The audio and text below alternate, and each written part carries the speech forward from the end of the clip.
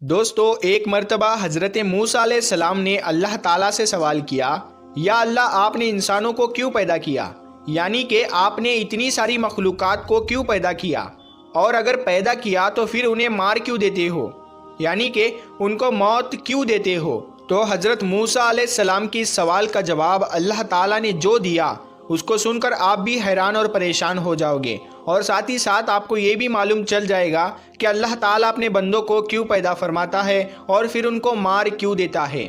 اسی لیے دوستو، آج کا یہ ویڈیو آپ سبھی کے لیے بہت ہی خاص ہے، آپ اس کو آخر تک ضرور دیکھیں، اور اگر آپ کو اللہ کی ذات پر مکمل بھروسہ ہے تو آپ اس ویڈیو کو دل سے ایک لائک کریں اور کمنٹ باکس میں اللہ اکبر لکھ کر آگے شیئر بھی کر دیں تاکہ اور بھی لوگوں کے پاس یہ ویڈیو پہنچ جائے۔ تو چلیے دوستو، شروع کرتے ہیں۔ جیسا کہ آپ سب جانتے ہو کہ حضرت موسیٰ علیہ السلام اللہ سے ہم کلام ہوا کرتے تھے، یعنی کہ اللہ سے بات کیا کرتے تھے۔ اکثر حضرت موسیٰ علیہ السلام کو ہی طور کی پہاڑی پر جا کر اللہ سے بات کرتے تھے۔ اس وقت اللہ تعالیٰ نے آپ کو اتنی ساری حکمتیں اور اتنی ساری صفاتیں عطا فرمائیں کہ جو ہر انسان کے لیے ایک بہت بڑی نصیحت اور زندگی جینے کے صحیح طریقے کے لیے بہت ہی فائدہ مند ہے۔ دوستو، ایک مرتبہ حضرت موسیٰ علیہ السلام نے اللہ تعالیٰ سے سوال کیا، اے اللہ، آپ لوگوں کو پیدا کرتے ہو اور پھر ان کو مار دیتے ہو، ان میں آپ کی کیا حکمت ہے؟ یعنی کہ آپ ایسا کیوں کرتے ہو؟ تو یہ سن کر اللہ تعالیٰ نے حضرت موسیٰ علیہ السلام کو حکم دیا کہ اے موسیٰ، تم کھیتی بو دو۔ حضرت موسیٰ علیہ السلام نے اللہ کے حکم سے کھیتی کرنا شروع کیا۔ کچھ دنوں کے بعد میں جب وہ کھیتی تیار ہو گئی تو حضرت موسیٰ علیہ السلام نے اس کو کاٹ دیا۔ تو یہ دیکھ کر اللہ تعالیٰ نے حضرت موسیٰ علیہ السلام سے فرمایا، اے موسیٰ، تم نے خود ہی کھیتی بوئی اور پھر تم نے خود ہی اس کو کیوں کاٹ ڈالا؟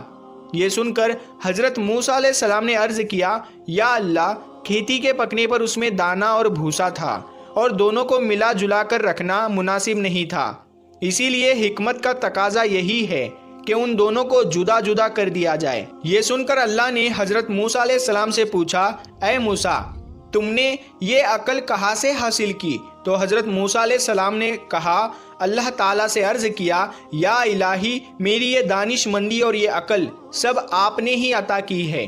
یہ سن کر اللہ تعالیٰ نے فرمایا، اے موسیٰ، پھر یہ دانش مندی مجھ میں کیوں نہ ہوگی؟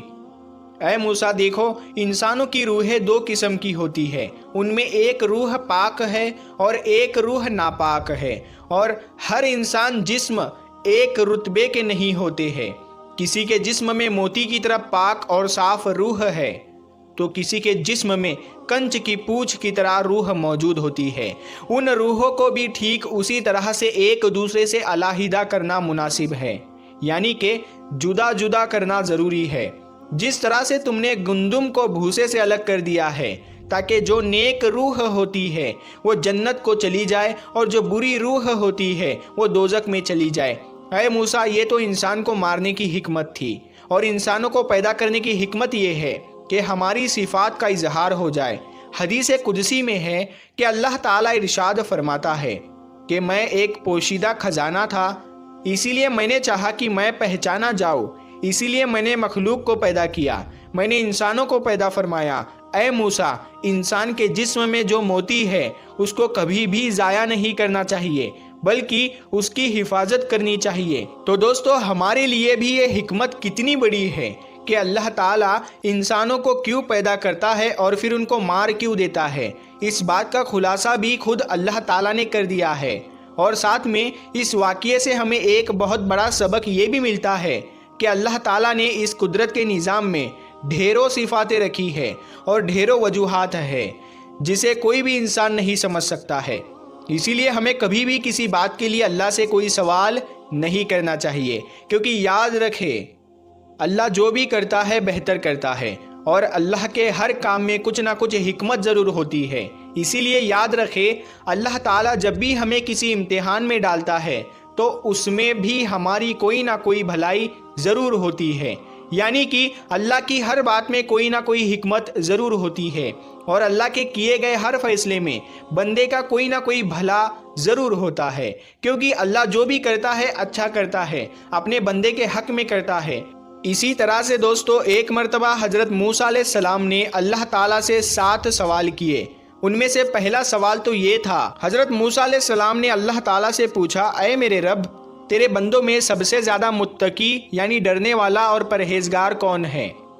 اللہ تعالیٰ نے ارشاد فرمایا، وہ شخص جو اللہ کا ذکر کرتا رہے اور اس کو بھولے نہیں۔ یقیناً اللہ سے ڈرنے والا وہی شخص ہوتا ہے جو صرف مسجد کے اندر ہی نہیں بلکہ مسجد کے باہر بھی اللہ کو یاد رکھے، یعنی عام معاملات، خوشی اور غم میں بھی اللہ کو نہ بھولے بلکہ ہر قدم اللہ کی رضا کے مطابق ہی اٹھے۔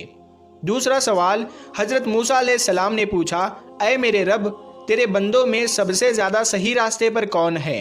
اللہ تعالیٰ نے ارشاد فرمایا، جو ہدایت کے راستے پر چلے۔